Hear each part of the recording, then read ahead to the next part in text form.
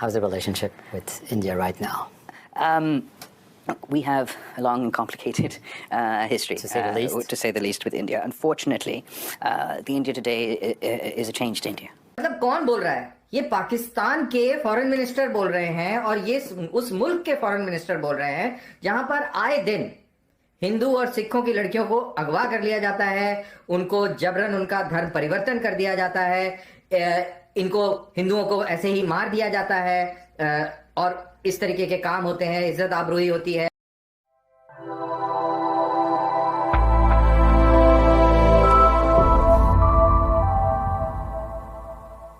बिलावल भुट्टो ने कहा, भारत में मुसलमानों पर अत्याचार किए जाते हैं, क्राइसिस होते रहते हैं। पाकिस्तान में ऐसे लोग दिमाग में ख्याली पुलाव पकाते रहते हैं। पता नहीं ये इस तरह की बातें उन्हें कहता कौन है। हिंदू मुस्लिम अलग अलग करने वाली सोच ये सिर्फ पाकिस्तान के नेताओं में ही हो सकता है, लेकिन वो भूल गए कि ये भारत है जहाँ हिंदू मुस्लिम सिख ईसाई सब साथ मिलकर रहते हैं। Did you get help from India?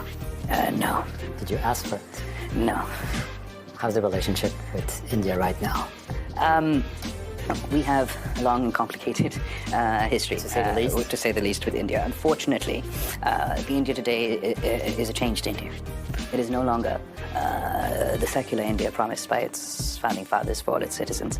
It is increasingly becoming Hindu supremacist India at the expense of its Christian and Muslim minorities. And that's not only the sort of Muslim minorities within India, but unfortunately in the disputed region of Jammu and Kashmir, the Indian illegally occupied Jammu and Kashmir. We've seen certain steps and actions that have made engagement with India untenable for us, particularly the unilateral illegal actions of August 2019, where India attempts to undermine the resolutions of the United Nations Security Council, change the boundaries of this disputed territory, and going a step further and attempting to change the Muslim majority in Indian-occupied Jammu and Kashmir into a minority in their own land. Is it racist policy? All of this creates very little space for us to engage. It's absolutely a racist policy. It's an Islamofascist, Islamophobic policy, and it requires, I think, it has caused a reaction not only within Kashmir but all across India, where the Muslim minority, and I say minority, but it's the largest minority on the planet, Muslims in India, and they're feeling persecuted, they're feeling insecure, and this is an active policy of state. And this is how the government of India are treating their own Muslim citizens. You can only imagine the way they are treating the Muslims of Pakistan and Kashmir. So no engagement at all right now? No contact? Nothing? We don't have engagement. I do believe that the younger generation of both our countries wants to see two neighbors living in peace side by side. But I just explained all the reasons why matters have been complicated recently. Detail में क्यों नहीं जाते?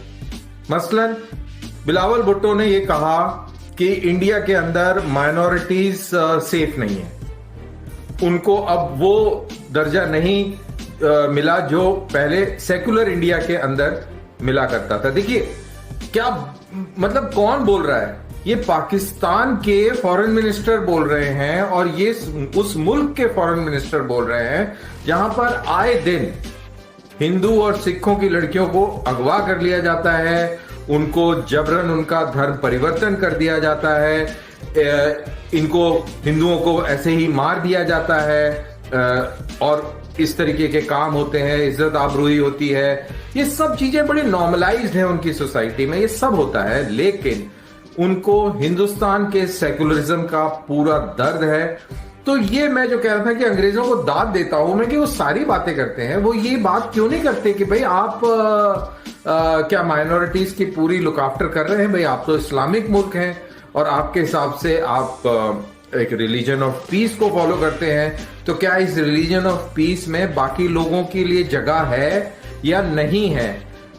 ये अंग्रेज ये इनसे क्यों नहीं पूछते कि आपके मुल्क में जो माइनॉरिटीज की जो स्ट्रेंथ है वो आए दिन कम क्यों होती जा रही है? ये सवाल कोई नहीं पूछता। इनसे कोई सवाल ये नहीं पूछता कि आप बताएं कि क्या आपने इंडिया के अंदर दहशतगर्द भेजना बंद कर दिए? इनसे कोई सवाल नहीं पूछता। ये बड़ी हैरानी की बात होती है।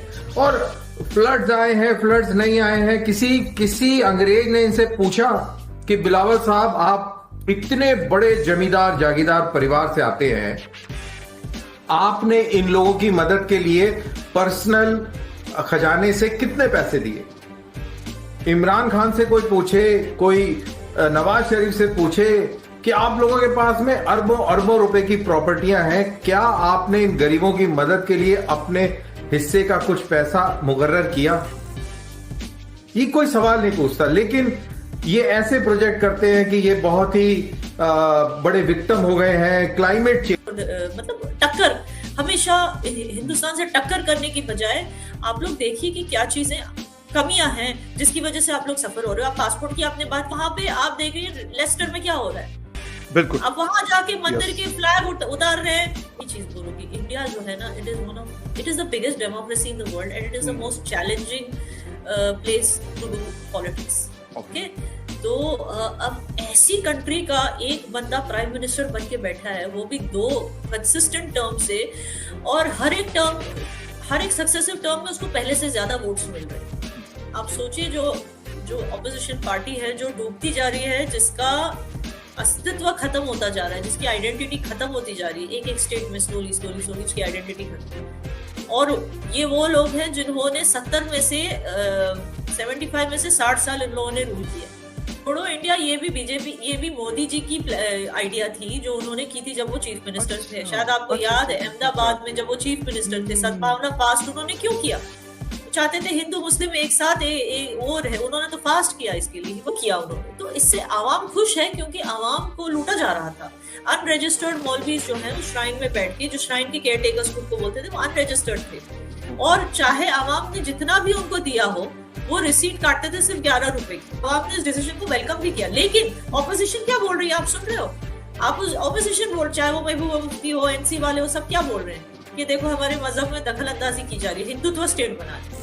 See, these are all, that is why when you meddle, जब आप एक्सटर्नल फोर्सेस पे ज्यादा देते हो बनस्बत अपनी खुद की आवाम से ज्यादा, that's when this happens। जो मैंने आपको प्रोजेक्ट्स की बात की, मोदी जी ने नजरअंदाज किया क्योंकि वो अपनी आवाम को एम्पावर करना चाहते हैं। जब आप अपनी आवाम को देखो, चाइना ने क्या गलती की, आई टेल यू क्यों उनका जीडीपी नीचे जा रहा है। सिंपल, उन्होंने अपने सारे पैसे लेके कभी सीपेक में इन्वेस्ट किया, कभी श्रीलंका में पोर्ट बना। अब आज की तारीख में श्रीलंका भी बैंकरप्ट है और आज की तारीख में पाकिस्तान भी बैंकरप्सी की तरफ ही जा रहा है। तो ये क्या जरूरत थी उनको, इन कंट्रीज जस्ट। अच्छा सुनो, चैनल को सब्सक्राइब करो, उसके बाद घंटी बजा देना ताकि अगली वीडियो आपसे मिस ना हो पाए। Thank you.